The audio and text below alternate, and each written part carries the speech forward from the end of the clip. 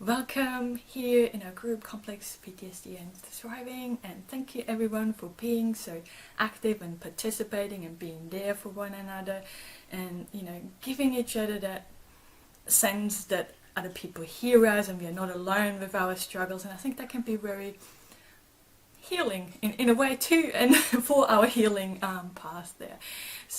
But this is all the online kind of connections, but today I want to talk a bit about our therapy sessions, our face-to-face sessions, and how we can get the most out of them. And I want to also say a big shout out and thank you to Kinda, our moderator here, who helps me behind the scenes. So if you don't know me, I am Tanya Windecker, and I am a life coach. I love helping people who had trauma to reach their full potential, to not let us get bogged down with our labels and feel like we can't reach our dreams or goals. So I love that, and I have complex PTSD myself, so and I had hundreds and hundreds of therapy sessions and myself, but this was my psychiatrist, or over 10 different kind of therapists and psychologists there, and I'm used to it. So I'm not sure whether this is something you do too, but 3 days before the session I would start really working myself up and start to ruminate about things. What am I going to say in sessions, and what kind of questions I'm going to ask, and if I say this, how is my therapist going to react? And this is just going on and on and on, like 3 days leading up to the session. And then I finally have the session, and then after the session instantly that replay mode kicks in. Okay, so I replay that session over and over and just analyze it to the smallest little detail. And if you have weekly sessions, you can see that my whole life became about therapy 24/7. All I was thinking was running those sessions in my head. And if that is something that you do too, please let me know. I'm sure I'm not the only one who does that.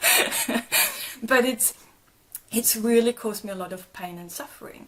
So whereas the therapy is meant to help us to heal, for me it kept me bogged down, and it made me really depressed, because that's all I was thinking about. And it's important for us to still make room and time doing things that are meaningful to us, that give us some sort of satisfaction, or might help us feel fulfilled in a way. So even if we are feeling depressed or numb and all these kind of things, it's important that we still engage in activities in between sessions that help us create some meaning in our life there. So I help my one-on-one clients a lot with that, because that's really key there. So I want to talk a little bit, or share some tips what I do before the session, in the session, so I get the most out of the session, and what I do after the session to help me there. And of course you can ask questions if you're here live with me too.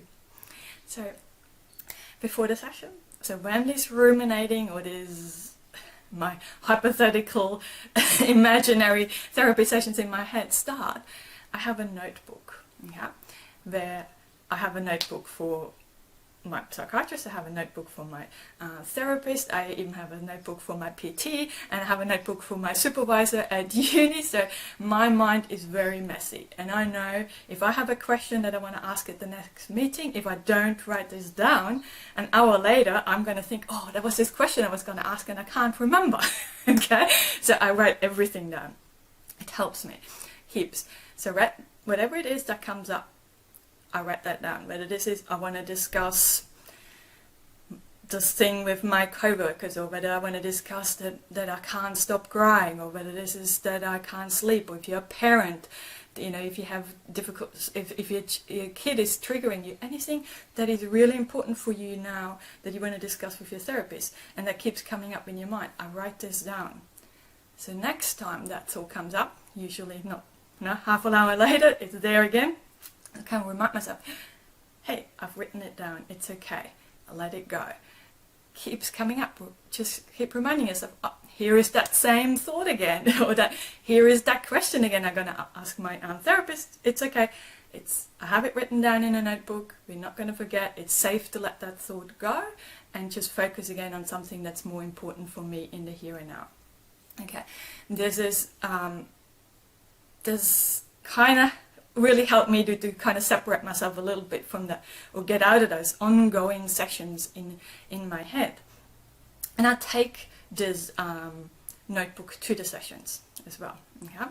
So not every therapist is okay with that, so you need to check in as well. So at the beginning, my psychiatrist and some of the therapists were okay, some weren't. So if you have disagreements with your therapist about certain things that you want to do and they don't want to do, so please let me know in the comment section, and I can do a different video on that. But let's assume for today that your therapist is okay for you to use that as well. Because when I get to therapy, often I dissociate, I freeze, I switch, I regress, like I become a younger version of myself.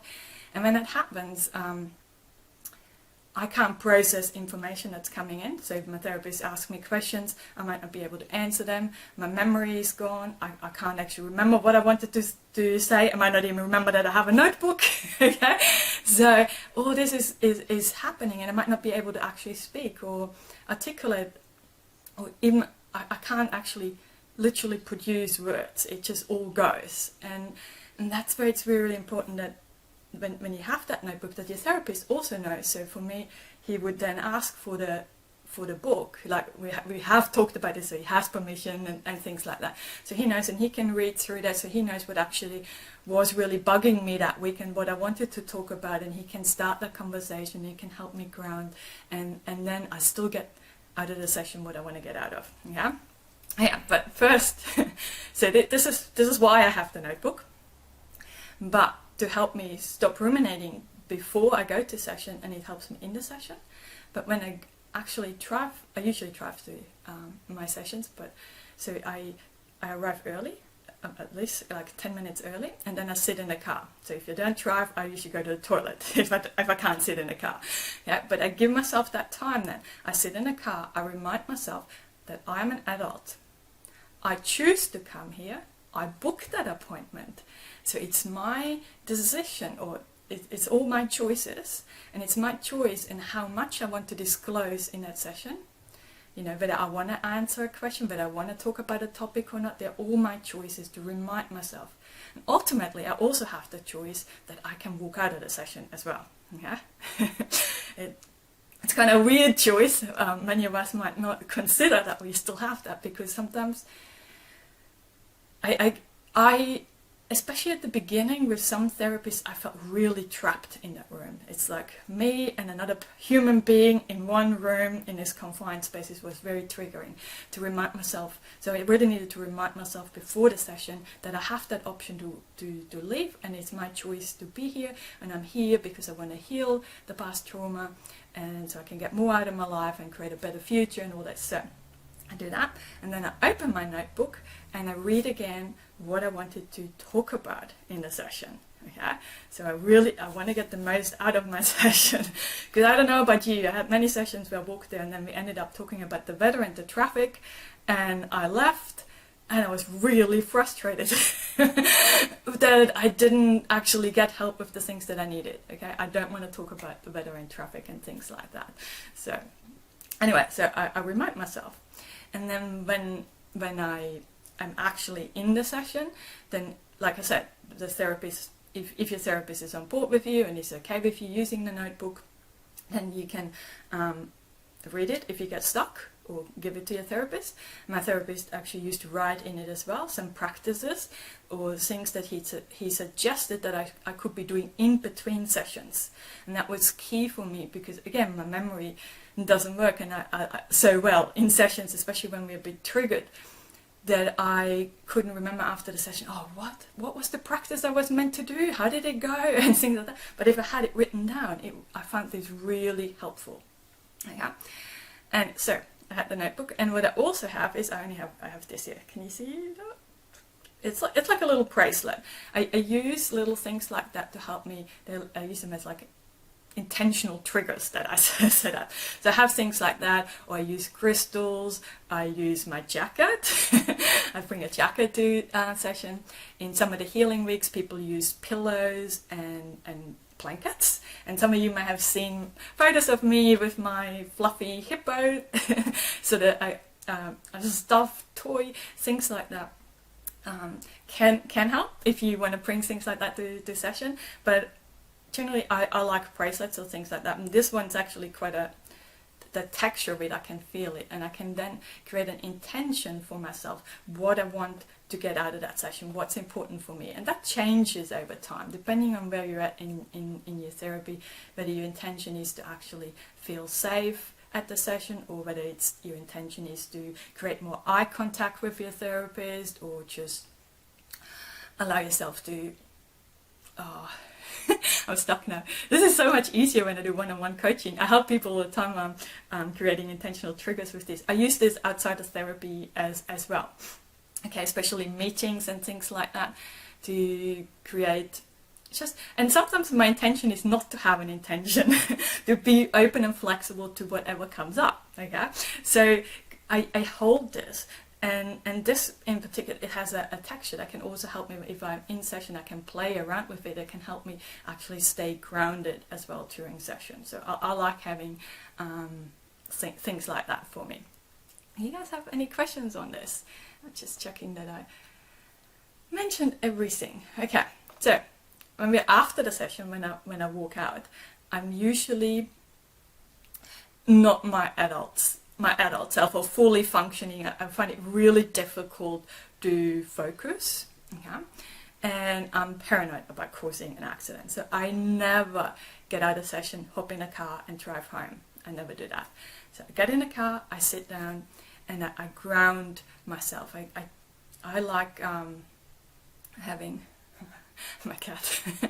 I like I always have a water bottle in my car, and I have some healthy snacks. Okay, it is important for me to have healthy snacks, because in session, because we're going into this hyper-aroused state, the fight-flight, so our body is probably flooded with cortisol and adrenaline, and the last thing it needs is a sugar spike. Okay, so as much as I probably prefer chocolate, I don't. I usually have an apple. I love apple, and they're actually quite sweet. There's a lot of fructose or sugars in apples, or a carrot, or nuts. Some raw nuts, I like cashews or almonds. They're kind of my favorite or go-to things. And then I sit in a car and I really mindfully eat them, like really focus in on the crunch, the sound it makes when I eat it, the texture it has, the taste, the smell of the food, to really help myself ground myself and remind myself, I am an adult. I come here to their sessions to, yes, we talk about the difficult stuff from the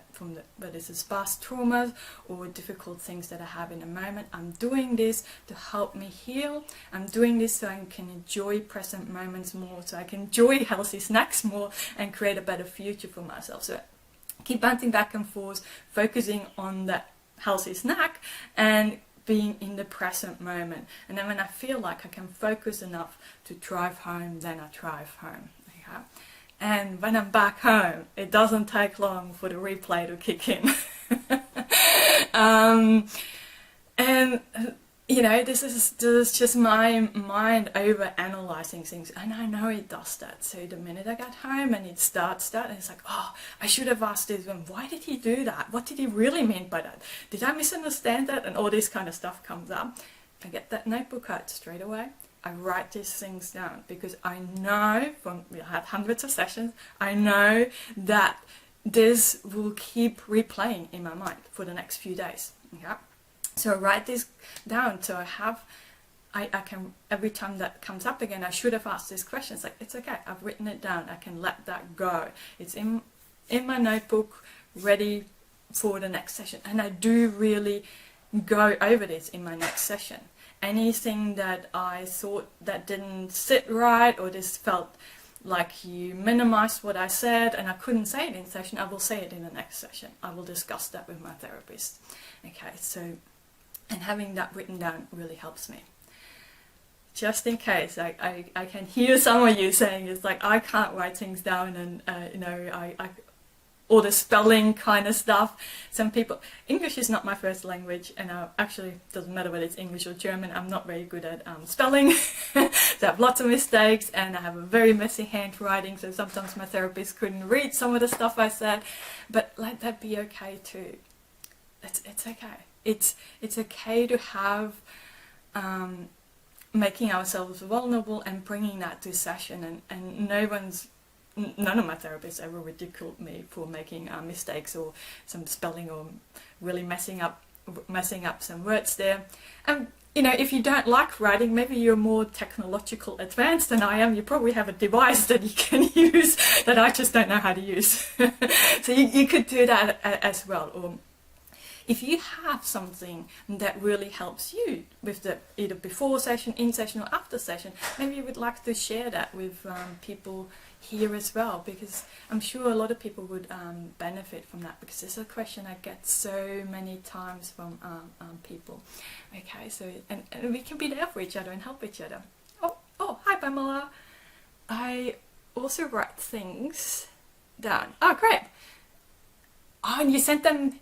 You sent it to your therapist before session. That is a great way too. I actually have some of my clients who do that as well. They always some people are very organized like you. You could do that too, and that way you have a spell checker as well if you're emailing it. This is great. So you're grateful that your therapist let you do that. That's great. Yes, because then it also takes away some of that fear, because you know when you walk into that office and you do lose your language or your words, and anxiety can do that for us, not just in therapy sessions, when we're presenting at meetings, at work and so forth. So this is great. So let me check if we have anything else. Hi Wendy! You never thought about this. Okay, let me know how you go. If you have never tried this before, I'm always curious to hear if those kind of things work for you. So, as always, I'm sending you all lots of love and rainbows to brighten up the tough times just a little. So thank you, bye.